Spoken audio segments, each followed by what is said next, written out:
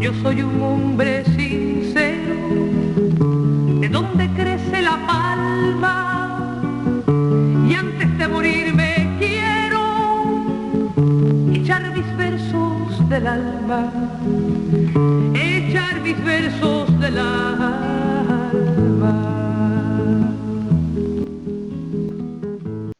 Cuba était depuis 1492 une colonie espagnole.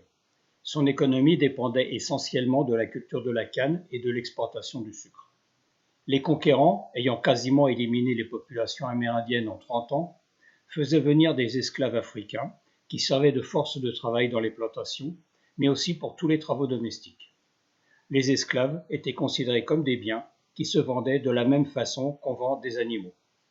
Au début du XIXe siècle, compte tenu des progrès techniques, l'esclavage est devenu un frein à la modernisation de l'industrie sucrière et au développement économique. La concurrence mondiale, liée au développement du machinisme, a entraîné une forte chute des prix du sucre qui s'est ajoutée aux crises économiques de cette période pour générer une situation insoutenable, d'autant que la couronne espagnole devenait encore plus vorace puisque, ayant perdu une grande partie de ses colonies, elle imposait des paiements à l'île auxquels celle-ci ne pouvait faire face. Pour des raisons de développement inégal, la crise était encore plus violente dans les régions orientales et centrales. On peut voir sur cette carte que les principales zones sucrières étaient situées dans la partie occidentale du pays. Plusieurs propriétaires terriens ont commencé à comploter pour tenter d'en finir avec le colonialisme espagnol. C'est ainsi que Carlos Manuel de Céspedes a donné le signal de la révolte le 10 octobre 1868 en libérant ses esclaves et en leur demandant de rejoindre les insurgés pour gagner ensemble l'indépendance et l'abolition de l'esclavage. La guerre durera 10 ans et finira par une défaite des insurgés qui signeront le pacte de San Juan en février 1878. Antonio Maceo s'y opposera lors d'une rencontre à Baragua car le pacte n'accorde pas l'indépendance de l'île et n'abolit pas l'esclavage. José Martí avait 15 ans lors du déclenchement de la guerre. Il a pourtant pris clairement position contre le colonialisme, ce qui lui a valu l'année suivante d'être condamné aux travaux forcés, puis à être déporté en Espagne pour 4 ans. Il a ensuite voyagé, ce qui lui a permis de rencontrer Victor Hugo lors d'un séjour à Paris fin 1874. Le Français avait pris le parti des indépendantistes cubains et l'avait exprimé dans sa lettre aux femmes de Cuba. Martí a été fortement impressionné par l'homme, ce qui l'amènera plus tard à traduire plusieurs de ses œuvres.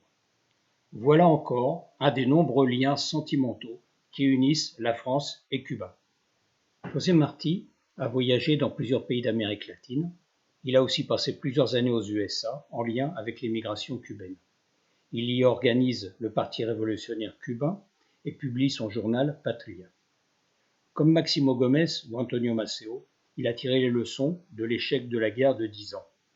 La peur des propriétaires terriens de la partie occidentale de l'île, opposée à l'abolition de l'esclavage, l'esprit régionaliste qui a freiné, quand il n'a pas trahi, l'avancée des troupes indépendantistes, les chefs militaires régionaux incontrôlables qui refusaient d'agir de façon concertée et qui ont semé la division dans le camp indépendantiste, l'intelligence du gouverneur espagnol qui a su jouer sur ces divisions, les débats, parfois stériles, entre les politiciens qui siégeaient dans l'Assemblée indépendantiste et qui ont freiné l'activité militaire, l'ensemble de ces éléments a abouti à la désintégration des troupes indépendantistes. José Martí va réunir les plus brillants des dirigeants de la guerre de 10 ans dans un projet militaire et politique qu'il prépare minutieusement. À cette occasion, il va dévoiler ses qualités de stratège. Pour lui, cette guerre nécessaire, comme il l'appelle, doit être rapide, avec un coût humain et économique le plus bas possible pour les Cubains, mais le plus élevé possible pour l'occupant. La guerre devra se mener partout dans l'île, de façon à épuiser les forces espagnoles. Aux USA, il va collecter, parmi la communauté cubaine, des sommes importantes pour acheter des armes, des munitions et armer 3 bateaux qui devaient partir avec 700 hommes. Malheureusement, début janvier 1895, les autorités états-uniennes ont vent de l'affaire et bloquent les bateaux et les armes. Les émigrés cubains, ayant appris la mauvaise nouvelle, mais ayant été très impressionnés par le plan de Martí, ont alors décidé de faire une nouvelle collecte de moindre importance pour permettre aux dirigeants de rejoindre l'insurrection qui allait éclater. Le 29 janvier 1895, il envoie donc à Cuba l'ordre de soulèvement. Les comploteurs sur place décident alors de débuter la révolte le 24 février, le jour où commence le carnaval. Ce choix fait immanquablement penser à l'attaque que mèneront Fidel Castro et plusieurs dizaines de jeunes en 1953 sur la caserne Moncada à Santiago, qui coïncidait aussi avec le carnaval. Le lendemain, Martí part rejoindre Máximo Gómez dans sa maison de Montecristi, en République dominicaine. Disons 2 mots sur Máximo Gómez. Il est né en 1836 en République dominicaine et son expérience militaire acquise dans l'armée espagnole va lui être d'une grande utilité lors de la guerre de 10 ans. Son sens de la stratégie et ses victoires l'amèneront à diriger l'ensemble des troupes cubaines. Il amène de son pays l'utilisation de la machette comme arme de guerre alors que c'est normalement un outil de travail. Les charges à la machette sèmeront la terreur parmi les soldats espagnols. Gómez et Martí rédigent ensemble le manifeste de Montecristi qui définit le programme politique de l'insurrection. Fin de l'ordre colonial et constitution d'une république indépendante. Orientation anti-impérialiste et méfiance vis-à-vis du voisin du Nord que Martí connaît bien. Revendication du sang versé lors de la guerre de 10 ans et donc continuation de ce combat. Rejet du racisme et appel à former une société ouverte, l'esclavage ayant été finalement aboli en 1880. Ils apprennent ensemble la nouvelle du soulèvement et décident d'accélérer les préparatifs pour rejoindre Cuba. Antonio Maceo, qui était au Costa Rica, prépare son retour dans l'île avec des moyens limités. 2 mots sur Maceo. Il est né à Santiago de Cuba, dans une famille métissée. Lors du commencement de la guerre de 10 ans, sa mère, Mariana Grajales, a réuni ses garçons et leur a fait jurer de se battre jusqu'au bout pour libérer l'île. Blessé 26 fois, il a été un chef militaire reconnu et admiré. Son courage lui a valu le surnom de Titan de bronze. Parti du Costa Rica avec 22 hommes, Antonio Maceo arrive le 29 mars aux Bahamas. Il loue une goélette dénommée Honor en prétendant vouloir aller chasser sur une île proche de Cuba. Dans la nuit du 1er avril, ils approchent des côtes cubaines près de Baracoa. Et ne pouvant trouver un endroit pour aborder, et déjà repérés par des navires espagnols, ils décident de jeter le bateau contre la côte sur la plage de Douava, de sauter dans l'eau et de rejoindre la terre. Comment ne pas faire le lien avec le débarquement que réalisera la troupe menée par Fidel Castro 61 ans plus tard sur la plage Las Coloradas. Après avoir vaincu un détachement espagnol, il retrouve une troupe d'indépendantistes. La nouvelle de son arrivée sur l'île déclenche l'enthousiasme parmi les Cubains. Pendant ce temps, Máximo Gómez et José Martí arrivent le 6 avril à Cap-Haïtien, dans une maison qu'occupait parfois ce dernier. Là, il faut dire un mot sur les enfants de José Martí. Il avait un fils, José Francisco, qui vivait à Cuba, et il semble bien que la petite Maria Montilla, qui vivait à New York avec sa mère, était sa fille. Il lui parlait comme à sa fille et lui écrivait de la même façon. Souvenons-nous du poème « Je suis un homme sincère » où il parle de son fils qui se réveille et de l'abeille qui pique sa fille au front. Il lui écrit, avant de s'embarquer pour Cuba, une lettre émouvante qui se termine par ces mots. « Et si tu ne me revois pas, fais comme le petit à l'enterrement de Frank Sorsano, mets un livre sur la sépulture, ou sur ta poitrine, parce que c'est là que je serai enterré, si je meurs dans un endroit inconnu. Travaille, un baiser et attends-moi. » Après une première tentative ratée pour rejoindre Cuba, le capitaine allemand d'un bateau nommé le Nordstrand accepte de les rapprocher de l'île en se déviant de son itinéraire prévu. Dans la nuit du 11 avril, avec 4 hommes, ils mettent une barque à la mer, alors que le temps est très mauvais, et se dirigent à la rame vers la côte à Cajobabo. Le 16 avril, il écrit à nouveau à sa fille. « Je suis bien chargé, ma Maria, avec mon fusil à l'épaule, ma machette et le revolver à la ceinture. Sur une épaule, une sacoche avec 100 cartouches, et sur l'autre, dans un grand tube, les cartes de Cuba. Et sur le dos, mon sac avec ses 30 kilos de médecine, de vêtements, de hamacs, de couvertures, de livres. et sur mon cœur ton portrait. Le 2 mai, José Martí exprime sa conviction à l'envoyé de New York Herald que si Cuba était dominée par la puissance impérialiste émergente, les USA, celle-ci chercherait des appuis sur place en générant la semence pour la tyrannie. Le 5 mai, José Martí, Máximo Gómez et Antonio Maceo se retrouvent près de Santiago de Cuba dans une sucrerie appelée La Mejorana. Maceo exprime son accord avec le manifeste de Montecristi tout en émettant à nouveau des réserves sur le poids éventuel que pourraient prendre des politiciens dans la conduite de la guerre. Lui et Gómez tentent de convaincre Martí de ne pas rester à Cuba car il leur semble qu'il serait plus utile en menant une action d'appui politique depuis l'extérieur. D'autre part, ils craignent pour sa vie car Martí n'est pas un militaire. Celui-ci refuse, estimant qu'il doit être avec ceux qui se battent pour l'indépendance. Ils préparent ensemble le plan d'invasion de la partie occidentale de l'île. Il est décidé qu'Antonio Maceo va parachever la libération de la partie orientale, tandis que Máximo Gómez et José Martí vont débuter l'invasion du centre et de l'ouest. Le 14 mai, José Martí précise sa vision de la guerre qui se mène dans sa circulaire à l'armée de libération. La partie la plus importante et décisive d'une guerre n'est pas dans les batailles, ni dans les actions personnelles courageuses, sinon dans un système favorable qui, de toutes parts, en même temps, affaiblit et appauvrit l'ennemi, lui fait perdre ses ressources, augmente ses difficultés, l'oblige à se battre contrairement à ce qu'il avait prévu, tout en l'empêchant de reconstituer ses forces. Cela fait immanquablement penser à la guerre asymétrique préconisée par Fidel Castro, conseillé par Alberto Bayo, 60 ans plus tard. Visiblement, Fidel Castro connaissait mieux l'histoire de son pays que le dictateur Batista. Le 17 mai, José Martí et Máximo Gómez sont à Dos Rios.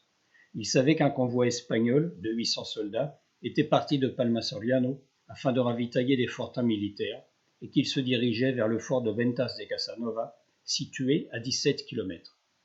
Máximo Gómez part avec 30 ou 40 hommes pour tenter de l'attaquer avant qu'il n'arrive au fort, en laissant José Martí avec 12 hommes. Le 18 mai, le colonel espagnol Sandoval, qui commande le convoi, arrive au fort sans encombre car Máximo Gómez ne l'a pas trouvé. Martí commence l'écriture d'une lettre à son grand ami mexicain, Manuel Mercado. Ce document est un véritable testament politique.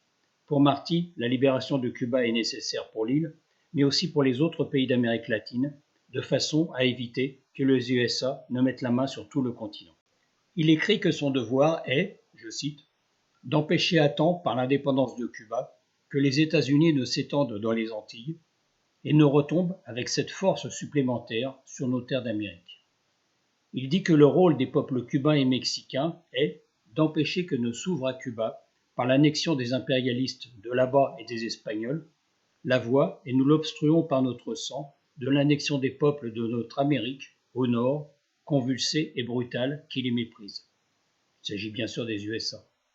Il ajoute « J'ai vécu dans le monstre, et j'en connais les entrailles, et ma fronde est celle de David. » Il critique vertement les partisans de l'annexion aux USA, qui sont juste contents de ce qu'il y ait un maître, yankee ou espagnol, qui les entretienne, ou leur crée, en récompense de leur refus d'entremetteuse, la position de notable, dédaigneux de la masse robuste, de la masse métisse, habile et émouvante du pays, de la masse intelligente et créatrice des Blancs et des Noirs. Il ne peut terminer sa lettre car Bartolomé Masso, accompagné de 300 hommes, arrive à Vuelta Grande, situé à 5 km de Dos Rios, où Martí va le rejoindre après avoir envoyé un message à Máximo Gómez. Le 19 au matin, Máximo Gómez arrive au campement de Martí et Masso au milieu d'un enthousiasme indescriptible. Pour de nombreux indépendantistes, c'était l'occasion de voir un des héros de la guerre de 10 ans. Nombreux parmi eux n'avaient jamais combattu. Máximo Gómez fait un premier discours, suivi par Bartolomé Masso et par José Martí, qui enflamme les jeunes révolutionnaires. Le même jour, à 4 heures du matin, Sandoval met sa troupe en route et au lieu de revenir à Palma Soriano, il va au nord, vers Dos Rios, à la surprise générale. Il avait appris la veille d'un paysan que Martí, Gómez et Masso n'étaient pas loin et il avait décidé de passer à l'attaque. En fin de matinée, les soldats traversent une prairie et s'affrontent avec un petit groupe de cavaliers cubains qui étaient en reconnaissance. Ceux-ci retournent prévenir Máximo Gómez de la présence des Espagnols. Les militaires espagnols doivent se reposer et manger. Sandoval organise donc la défense de la prairie, bordée à sa gauche par la rivière Contramaestre, qui a grossi à cause des dernières pluies, et à droite par des bois difficiles d'accès. Il place donc plusieurs compagnies devant l'arrivée du chemin qui est clôturé et entouré d'arbres, ainsi que des éléments de défense sur les côtés et sur l'arrière. Les Cubains, apprenant la présence des soldats espagnols et encore dans l'émotion des précédents discours, décident de passer à l'attaque sans prendre le temps d'étudier les défenses espagnoles. La troupe révolutionnaire, qui doit parcourir 5 km, avance dans un certain désordre. L'avant-garde cubaine ne peut traverser la rivière et poursuit de l'autre côté de la rive pour trouver un autre passage. Elle se fait repousser quand elle tente de traverser sur le côté de la prairie. Maximo Gómez arrive et tente de traverser. Les chevaux ont peur et seule une partie arrive à passer sur la rive opposée. Ils éliminent une petite avant-garde espagnole sur le chemin, ils sont dans le bois et aperçoivent la troupe espagnole dans la prairie. L'endroit n'est pas propice à une attaque de cavalerie, mais ils effectuent quand même une première charge qui est repoussée par les fusils espagnols. Maximo Gómez regroupe les cavaliers présents et organise une seconde attaque. Il attaquera du côté du bois, tandis que Broero attaquera de l'autre côté. Il voit Martí et lui dit, peut-être rudement, que sa place n'est pas dans le combat et qu'il doit rester à l'abri. La seconde charge commence dans un grand fracas de fusils et à cause de la fumée, on n'y voit plus grand-chose. Pour Martí, il est impossible qu'un dirigeant appelle à se battre sans participer lui-même à la bataille. Il interpelle l'aide de camp du général Masso, Ángel de la Guardia, et lui crie « À la charge, jeune homme !» Et monté sur son cheval blanc, vêtu d'un costume de ville noir, offrant ainsi une superbe cible, et pistolet au poing, il fonce sur le chemin vers la prairie, suivi par l'aide de camp. Il débouche face à un peloton de soldats espagnols qui tirent en tuant son cheval et en le blessant. Il tombe sur le sol. Il semble qu'un militaire espagnol se soit alors approché pour l'achever.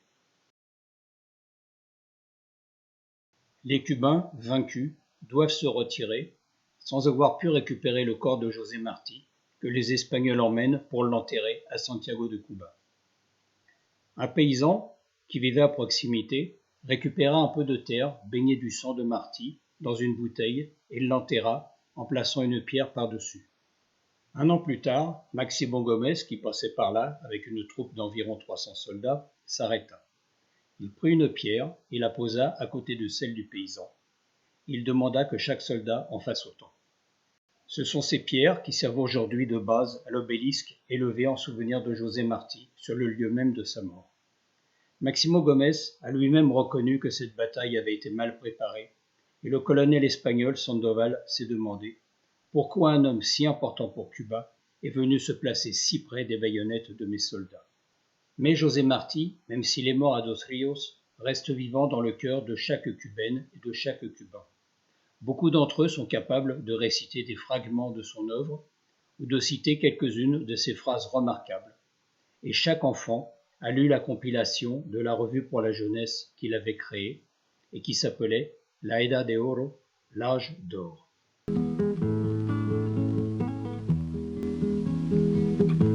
Yo vengo de todas partes y hacia todas partes voy. Arte soy entre las artes, en los montes, montes soy.